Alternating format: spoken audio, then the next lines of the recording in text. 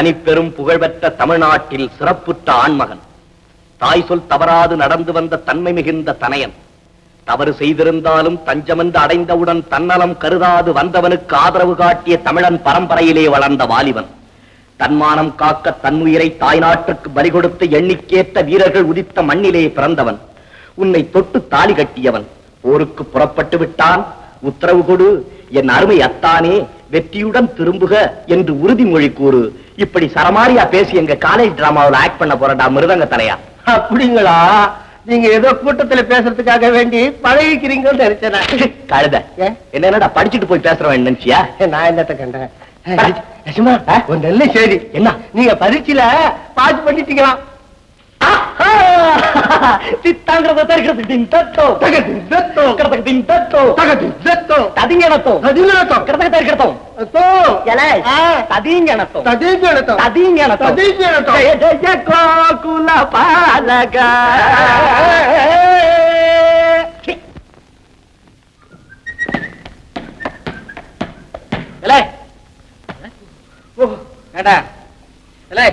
இதானடா பந்து விளையாடுறதுக்கு உனக்கு கடா? Sorry brother, sorry father, father சாரியாவது உன் தாலியாவது. பச்சை குழந்தை பாரு, இப்பதான் பந்து விளையாட கத்துக்கிறீங்களா? ஆமாடி, எனக்கு தான் பந்து விளையாடுறதுக்கு ஆசை. இந்த உன்னை பெத்து வச்சிருக்கிய மூஞ்சி மோர கட்டையும் பாரு. அறிவு சாப்பிட்டியாடா கண்ணு? No mother. இல்ல சிச்சி, தமிழ்ல பேசுற கழுத. இவ்வளவு நேரம் சாப்பிடாம இருந்தா உடம்பு என்னத்துக்குடாமா ஆகும்? வீங்கி போகும். ஓ சாரி சாரி, டேமேஜ் ஆயிடும் மம்மி. அறிவு வாடா கண்ணு சாப்பிடுவோம். ஃபாதர், தாதா. எது என்னடா இது? பெத்த அப்பனா தாத்தான்ட்டு போற?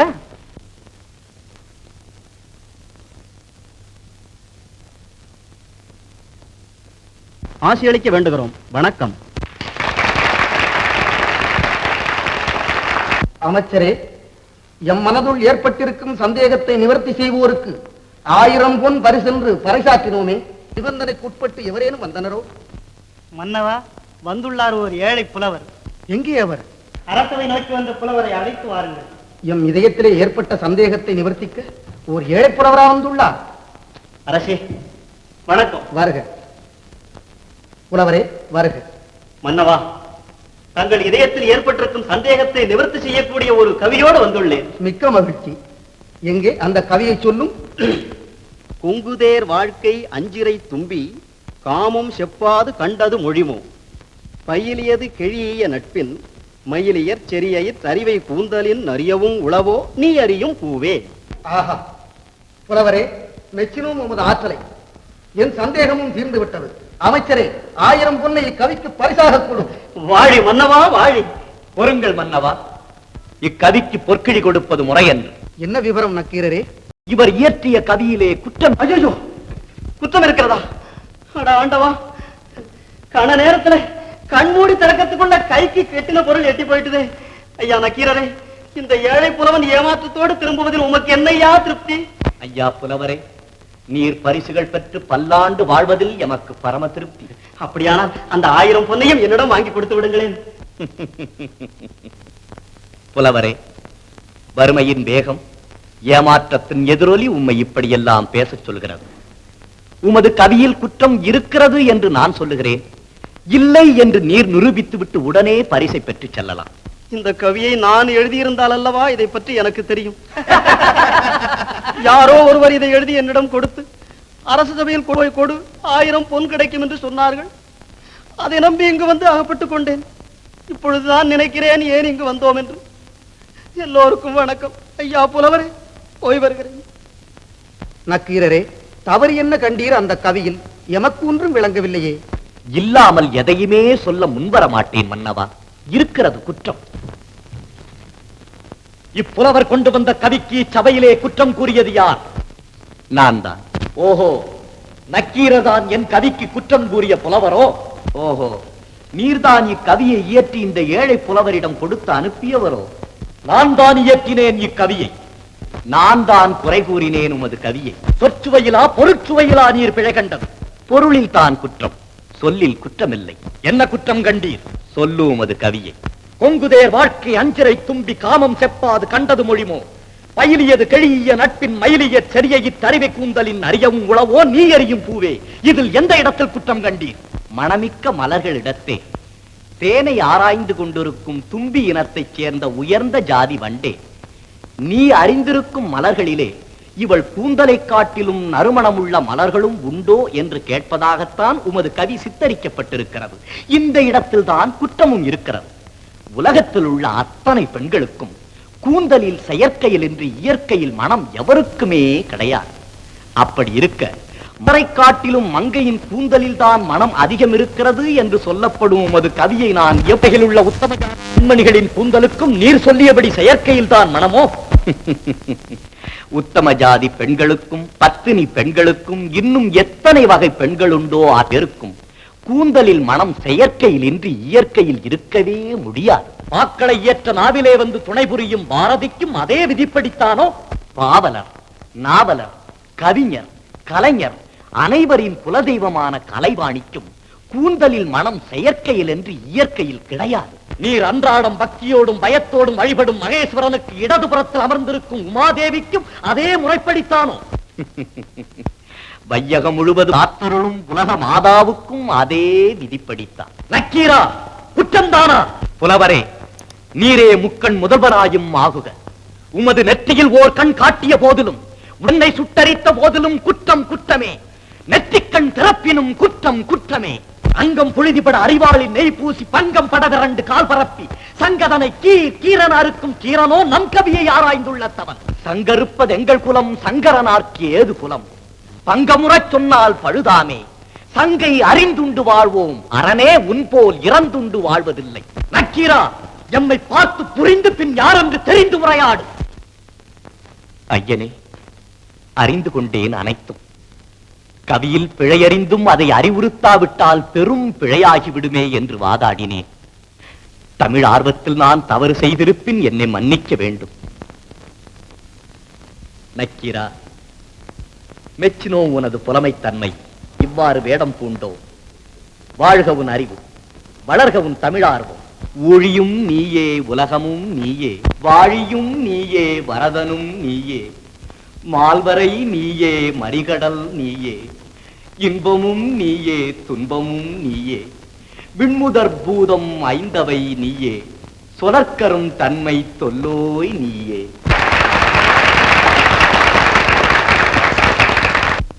இந்த நாடகத்திற்கு தலைமை தாங்கிய குணசீலர் அவர்களுக்கு இந்த மாலையை சூட்டுகிறேன்.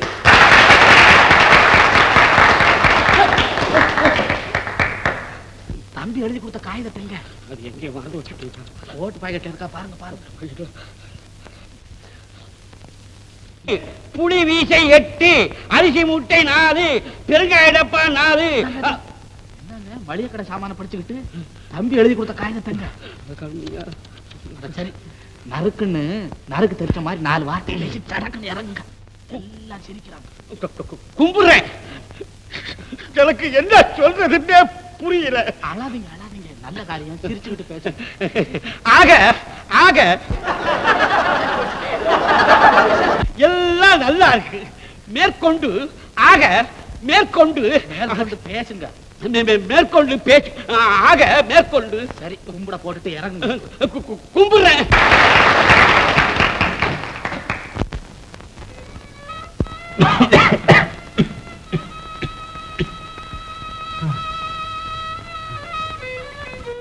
கௌரி, கௌரி, கௌரி டாக்டர் வீட்டுக்கு மருந்து வாங்க போயிருக்காப்பா. ஏன்பா தங்கச்சியை தனியா வெளியே அனுப்புறீங்க? என்கிட்ட சொன்னா நான் போக மாட்டேனா? நானா அனுப்புனேன்? என் உடம்பு இருக்கிற நிலைமைய பார்த்துட்டு மனசு கேட்காம மருந்து பாட்டில் எடுத்துக்கிட்டு உன் தங்கச்சி தாண்டா ஓடனா.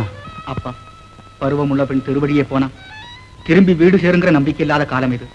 கல்யாணம் ஆகாத பெண், அதுலயும் ஏழை பெண்ணுன்னு தெரிஞ்சா ஏளனம் செய்யறதுக்கு தான் ஏராளமானவங்க இருக்கிறாங்களே தவிர இறக்கம் காட்டுற புண்ணியமானங்க எண்ணிக்கை ரொம்ப குறைவப்பா. உன் தங்கச்சி வந்தா என்ன நெருக்கடியான நிலைமை வந்தாலும் இனிமே வெளியே போக கூடாதுன்னு நீயே கண்டிச்சு சொல்லிடப்பா. சரிப்பா, நான் போய் மருந்து வாங்கிட்டு தங்கச்சியும் கூட்டிட்டு வந்துடுறேன். சுந்தர், இரு, இப்படி உட்கார். உங்ககிட்ட 2-3 நாளா ஒரு முக்கியமான விஷயம் சொல்லணும்னு நினைச்சேன். என்னப்பா? இந்த ஊர்ல குணசீலர்னு ஒரு பெரிய மனுஷர் இருக்காரே. ஆமாப்பா, அவர் பெரிய பணக்காரர். அந்த பணக்காரர் உனக்கு மாமனப்பா. மிராஸ்தார் குணசீலர் எனக்கு மாமனா? ஆமா சுந்தர், அவருக்கு தான் என் தங்கச்சியை கல்யாணம் செய்து கொடுத்தேன். அவர் தங்கச்சியை தான் நான் கல்யாணம் செய்துக்கிட்டேன். குணசீலருடைய தங்கையா எங்க அம்மா? ஆமாப்பா, நீயும் கௌரியும் சின்ன குழந்தையா இருக்கும் போதே 2 குடும்பத்துக்கும் விரோதம் ஏற்பட்டு தொடர்பே அருந்து போச்சு. எதனாலப்பா விரோதம் ஏற்பட்டது? நான் நல்லா வாழ்ந்த காலத்துல குணசீலருக்கு எவ்வளவோ உபகாரம் செய்தேன். நான் கஷ்டப்படும் போது எனக்கு உதவி செய்ய மறுத்துட்டாரு. அதனாலதான் 2 குடும்பத்துக்கும் பேச்சுவார்த்தை இல்லாம போச்சு. அதே இயக்கத்துல உங்க அம்மாவும் செத்து போயிட்டா. குழந்தையா இருக்கிற உங்களை கூட்டிக்கிட்டு வெளியூருக்கே குடி போயிட்டேன். படாத பாடுபட்டு உங்க 2 பேரையும் வளர்த்து பெரியவங்களாக்கின. அங்கேயும் என்ன தரித்திர விட்டவாழ்ல. பழையபடி திரும்ப இங்கேயே வந்து சேர்ந்தேன். வந்த நாள்ல இருந்து படுத்த படுக்கையா கிடக்குறேன். அப்பேற்பட்ட மனிதர் பேரை சொன்னா கூட சாப்பிடுற சோறு உடல்ல ஒட்டாதப்பா. அப்படி சொல்லாத சுந்தர். தண்ணி நிறைஞ்ச தொட்டியில குனிஞ்சு பார்த்துக்கிட்டே கல்ல போடாது. அவரை நான் சாகிறதுக்குள்ள ஒரு முறை பார்க்கணும். அப்பா, அந்த இரக்கம் இல்லாதவரை நீங்க பார்த்தா கூட உங்களுக்கு இருக்கிற உயிரும் போயிடும். இல்ல, நீயே நேர போய் அவரை இங்க எப்படியாவது கூட்டிக்கிட்டு வா. ஒரே ஒரு உதவி கேட்கணும். அந்த நன்றி கட்ட மனிதனை கூப்பிட்டு உதவி கேட்பதை விட நாம் எல்லோரும் சாகலாம்ப்பா. சுந்தர், அந்த ஈயாத லோபி நமக்கு உபகாரம் செய்தாலும் அது அபகாரமாத்தாப்பா முடியும். சுந்தர், அந்த கேடுகட்ட மனிதனை பயபடி சந்திக்கிறது உங்க அறிவுக்கு கேவலமா தென்படையாப்பா. சுந்தர்,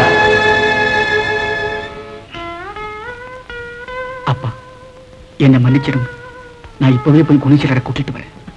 சுந்தர், பாராக்கட்டு. இத்தனை நாளா மனுஷனா இருந்தனா ஆத்திரத்துல ஒரு நிமிஷம் மிருகமா மாறிட்டு இந்த ரத்த கொதிப்பு வியாதி வந்த நாள்ல இருந்து சில நேரங்கள்ல எனக்கு கோபம் அர்த்தம் இல்லாம வருது. இந்த நிலைமை ஏற்பட்டுரும்னுதான் இத்தனை நாளா இந்த விஷயத்தை மறைச்சு வச்சிருந்தேன். என் தவறை பொறுத்துக்கப்பா. நான் மற்றவங்களை பத்தி கேவலமா பேசக்கூடாதுன்னு புத்தி கற்பிச்சீங்க. இது என்னப்பா தப்பு? நான் குணசீலரை கூட்டிட்டு வந்தேன். சுந்தர், அவர் கோபமா பேசிட்டான். யாத்திரத்தில் ஒரு வார்த்தையும் மரியாதை குறைவா உபயோகப்படுத்துறாளப்பா.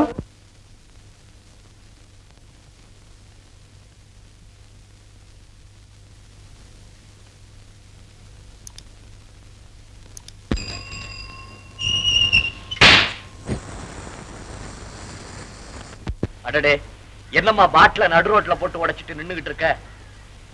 நான் எந்த தவறை செய்யலைங்க. பாதையோட தான் போனேன்.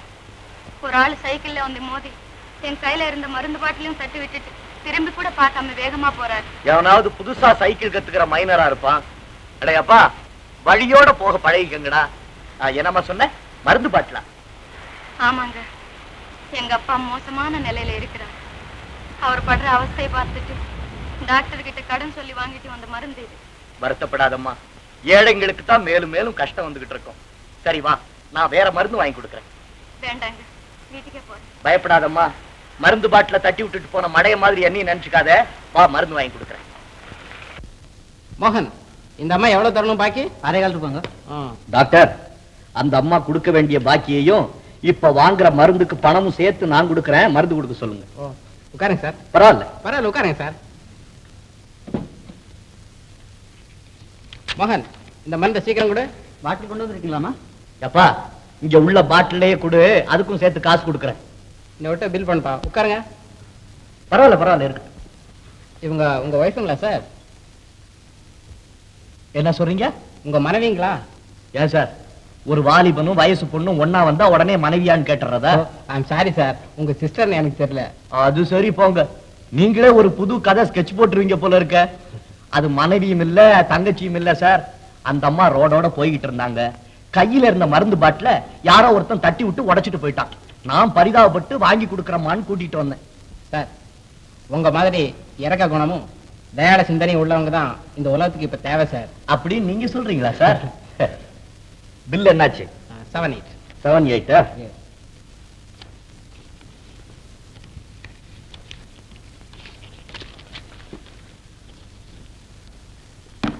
எட்டனா பாட்டிலுக்கா? வர்றேன் சார். உங்க உதவி நான் மறக்கவே மாட்டேங்க. பரவாயில்லம்மா, உங்களை வீடு வரைக்கும் கொண்டுட்டு வந்து விட்டுட்டு வரட்டுமா? வேண்டாங்க, நானே போயிடுறேன். ஒரு சமாச்சாரம். என்னங்க? சரி, நீங்க போங்க.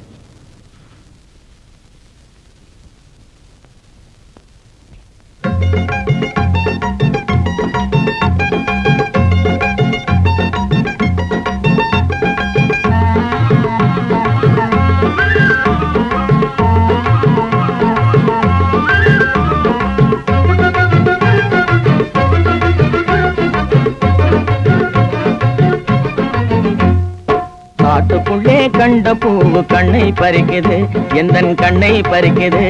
அதன் கமகமக்கும் வாசம் வந்து ஆள மயக்குது, சும்மா ஆள மயக்குது. காட்டுக்குள்ளே கண்ட பூவு கண்ணை பறிக்குது, எந்தன் கண்ணை பறிக்குது. அதன் கமகமக்கும் வாசம் வந்து ஆள மயக்குது, சும்மா ஆள மயக்குது. கோட்டை மேல குயில் இருந்து பாடி கழிக்குது, சும்மா பாடி கழிக்குது. கோட்டை மேல குயில் இருந்து பாடி கழிக்குது, சும்மா பாடி கழிக்குது. அந்த பாட்டை கேட்க எம் மனசு பதறி துடிக்குது, சும்மா பதறி துடிக்குது. அந்த பாட்டை கேட்க எம் மனசு பதறி துடிக்குது, சும்மா பதறி துடிக்குது. காட்டுக்குள்ளே கண்ட பூவு கண்ணை பறிக்குது, எந்தன் கண்ணை பறிக்குது. அதன் கமகமக்கும் வாசம் வந்து ஆள மயக்குது, சும்மா ஆள மயக்குது.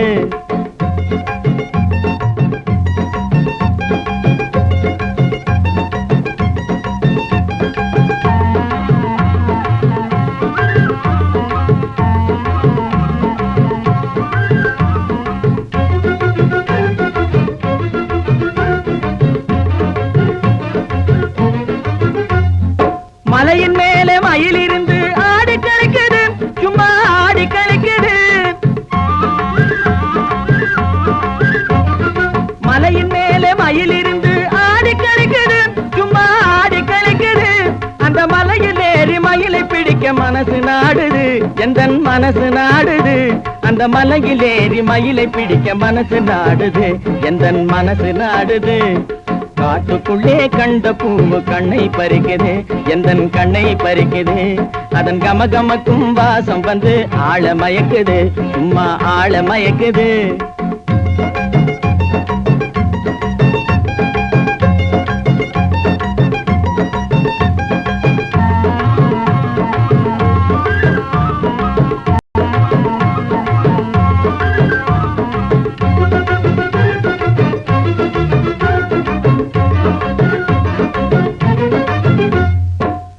துன்பம் அனைவருக்கும் ஒன்னாயிருக்குது, உலகில் ஒன்னாயிருக்குது. இன்ப துன்பம் அனைவருக்கும் ஒன்னாயிருக்குது, உலகில் ஒன்னாயிருக்குது. ஆனால் உணர்ச்சி மட்டும் விதவிதமாய் மாறி கிடக்குது, உலகில் மாறி கிடக்குது. உணர்ச்சி மட்டும் விதவிதமாய் மாறி கிடக்குது, உலகில் மாறி கிடக்குது. காட்டுக்குள்ளே கண்ட பூவு கண்ணை பறிக்குது, எந்தன் கண்ணை பறிக்குது. அதன் கமகமக்கும் வாசம் வந்து ஆள மயக்குது, சும்மா ஆள மயக்குது. ஏய்யா, அந்த கரும்புல வந்த லாபத்தை எது எழுதியிருக்க? சர்க்கரையில் எழுதிட்டானுங்கோ. என்ன சர்க்கரை இல்லையா? சர்க்கரை வியாபாரத்துல அதை இதை போட்டு சரி பண்ணிட்டேன். சரிதான். இரும்புல வந்துட்டா ஈயத்துல எழுத போறவருக்கு அப்படி ஒன்னோட ஒண்ணு சேர்த்தா தான் கணக்கு கரெக்டா வருது. வணக்கம். யாரப்பா அது? வணக்கம். உங்களை தான் பார்க்க வந்தேன். யார? என்னையா? என்ன விசேஷம்? மாமா. மாமாவா? என்ன இது? யாரோ புது மருமகன் போல இருக்கு. மாணிக்கம் பிள்ளை மகன் சுந்தர். உங்க தங்க மகனை கூட உங்களுக்கு இன்னாருன்னு தெரியலையா? புரியுது புரியுது. ஒரு மனுஷன் நல்ல முறையில் இருக்கான், அதுவும் கொஞ்சம் பண வசதியோட இருக்கான்னு தெரிஞ்சா ஊர்ல உள்ள சொந்தக்காரனா வந்து அடிக்கடி உபத்திரவம் கொடுப்பாங்கிறது எனக்கு நல்லா புரியுது. மாமா, உங்களை உதவிக்காக பார்க்க வரல, உங்க சொத்துல பங்கு கேட்கவும் பிரியப்படல. எங்க அப்பா ரொம்ப மோசமான நிலைமையில இருக்கிறாரு. உங்களை ஒரே ஒரு முறை பார்க்கணுமா? நீ எத்தனை முறை வேண்டுனாலும் சரி, உன் அப்பனை பார்க்க நான் இஷ்டப்படல. மாமா, மனிதத்தன்மைக்கு அப்பாற்பட்ட வார்த்தை சொல்றீங்களே. மரண வாசப்படியில ஒரே ஒரு முறை எங்க அப்பா உங்களை பார்க்கணும்னு பிரியப்படுறாரு. தயவு செய்து வரக்கூடாதா? அட நீ என்னப்பா, அவர்தான் வர்றதுக்கு நேரம் இல்ல பிரியம் இல்லைன்றாரு. அதை விட்டு தொண உயிரை வாங்குறியா? ஐயா பரோபகாரி, நீங்க கொஞ்சம் சும்மா இருங்களேன். 3 என்றதுக்குள்ள இந்த இடத்த விட்டு போகணும். என் ஆயுசுல இந்த மனுஷனை ஒரு முறை கூட எடுத்து எரிஞ்சது இல்ல. நீ இப்ப வந்த பைய தூக்கி எரிஞ்சுட்டிய. போடா மாமா, போடா. உங்க இரக்கமுள்ள மனதுக்கு என்னுடைய 1000 நன்றி. வர்றேன். போடான்னா வர்றாரா? போ. இல்லாத பயலுங்க. போடா நான் வர்றேங்கிறான், வாடானா போறேங்கிறான். இந்த பயலோட கட்டிக்கிட்டோம் யாருங்க மாரடிக்கிறது? அதுலயும் கொஞ்சம் பண வசதியோட இருந்துட்டவனு கேள்விப்பட்டா அண்ணன் தம்பி அவ இவ தோல் துருத்தின்னு உசிர வாங்கின. இந்த பயல்களுக்கெல்லாம் உதவி செஞ்சு செஞ்சு என் தலையை பாருயா. அங்க ஒண்ணுமே இல்லைங்க. உண்மையே சொன்னேன். பிள்ளை என் மாமனா, நீ அவருடைய மகனா? உங்கள் உதவியால் முன்னுக்கு வந்த என் தந்தையா உன்னை இவ்வளவு கேவலமாக பேசினார்? சுந்தர், உதவி செய்த உங்கள் குடும்பம் சோகப் புயலிலே சிக்கி தவிப்பதையும் நன்றி மறந்த என் தந்தை சுகவாழ்வு வாழ்வதையும் எண்ணும் போது என் நெஞ்சம் துடிக்கிறது. இத்தனை நாளாக இந்த விஷயங்களை எல்லாம் என் தந்தை என்னிடம் சொல்லவே இல்லை. சேகர், இந்த அளவு இரக்க குணம் படைத்த உன்னிடத்தில் விவரத்தை சொன்னார் எங்களுக்கு உதவி செய்து விடுவாயோ என்று எண்ணிதான் இத்தனை நாட்களாக மறைத்து வைத்திருப்பார். உண்மையை ஒரு நாளும் மறைக்க முடியாது சுந்தர். என் தந்தை வராததை பற்றி நீ கவலைப்பட வேண்டாம். நான் வருகிறேன். மாமனுக்கு தேர்தல் கூறி இழந்த வாழ்வை மீண்டும் பெற்று உங்கள் குடும்பம் சந்தோஷமாக வாழ வேண்டிய ஏற்பாட்டை நான் செய்கிறேன். வா போகலாம்.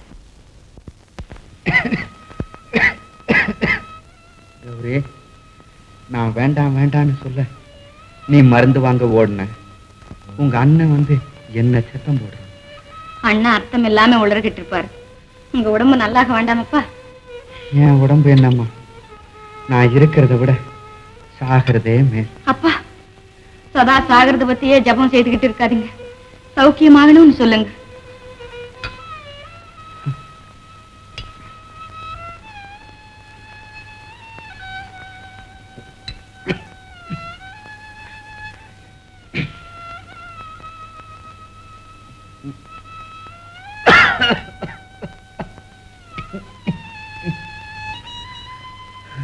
நான் சௌக்கியம் அடைஞ்சு யாருக்கு என்னம்மா புண்ணியம்? உனக்கு ஒரு நல்ல மாப்பிள்ளைய பார்த்து கல்யாணம் செய்து வைக்கிற நிலைமையில இருக்கனா? உங்க அண்ணனுக்காவது? அப்பா, காலம் முழுவதும் நான் கன்னியாவே இருந்துடுறேன். நீங்க மட்டும் கவலை இல்லாம இருந்தா போதும். கௌரி, நீ கன்னியாவே காலம் கழிச்சா ஊரும் உலகமும் சும்மா இருக்குமாம்மா? ஊரும் உலகமும் ஒரு கண்ணாடி தானே அப்பா. நாம சிரிச்சா அதுவும் சிரிக்கும், நாம் அழுதா அதுவும் அழுவும். அப்படி நினைக்காதம்மா. வர வர இந்த ஊரும் உலகமும் நல்ல வார்த்தையை சொல்றதே இல்லம்மா. அப்பா, நான் மருந்து வாங்கிட்டு வரும்போது ஒரு அயோக்கியன் சைக்கிள்ல போற வேகத்துல மருந்து பாட்டில தட்டி விட்டுட்டு போனான். ஆனா அதே சமயத்துல இன்னொரு நல்ல மனிதர் வந்து விபரத்தை கேட்டு டாக்டர் கிட்ட கூட்டிக்கிட்டு போய் பழையபடி மருந்து வாங்கி கொடுத்தாரு. இப்படி நல்லவங்களும் இருக்கத்தானே அப்பா செய்யறாங்க. கௌரி, இந்த பருவத்துல எந்த ஆண்மகனையும் நல்லவன்னு முடிவு கட்டிடாதம்மா. அப்பா, நீங்க சொன்னபடி குணச்சிலர் வீட்டுக்கு போனேன். அவர் நமக்கு நெருங்கின சொந்தக்காரர் மாதிரியே நடந்துக்கல. ஒரு கூலிக்காரனை மிரட்டுற மாதிரி என்னை வெளியே துரத்திட்டார். உங்க வார்த்தைக்காக நான் பேசாம வந்தேன். குணசீலர்னு பேர் வச்சிருக்காரே தவிர குணங்கிற வார்த்தைக்கும் அவருக்கும் எந்த விதமான சம்பந்தமும் இல்லை. பேருக்கும் உருவத்துக்கும் பொருத்தம் இல்லாம இப்படி சில மனிதர்கள் பிறந்துடுவாங்கப்பா. ஆனா அவர் மகன் சேகர் அவருக்கு நேர் விரோதமா நல்ல இதயம் படைச்சவனப்பா. சேகர்? ஆமா ஆமா, சின்ன பிள்ளையா இருக்கும் போது நான் பார்த்தது. இடையில என்ன வழிமறிச்சு நடந்த விவரத்தை எல்லாம் கேட்டு உங்களை பார்க்கணும்னு வந்திருக்குது. சேகர் எங்க? வெளியில நிக்குது. உங்க உத்தரவு கேட்டுட்டு தான் உள்ள வருவேன்னு சொல்லுது. உத்தரவா? அட பைத்தியக்காரன், சேகர் வர்றதுக்கு யார கேட்கணும்? அவன் வீடா செய்யுது. போடா, போய் கூட்டிட்டு வா. கௌரி, சேகர் தாமா உனக்கு அத்தான். நீங்க எல்லாம் சின்ன பிள்ளையா இருக்கும் போது 2 குடும்பத்துக்கும் பேச்சுவார்த்தை இல்லாம போச்சு. சேகர் மட்டும் உன்னை கல்யாணம் செய்துக்கிட்டான்னா சாகர காலத்திலேயாவது நிம்மதியோட சாவ.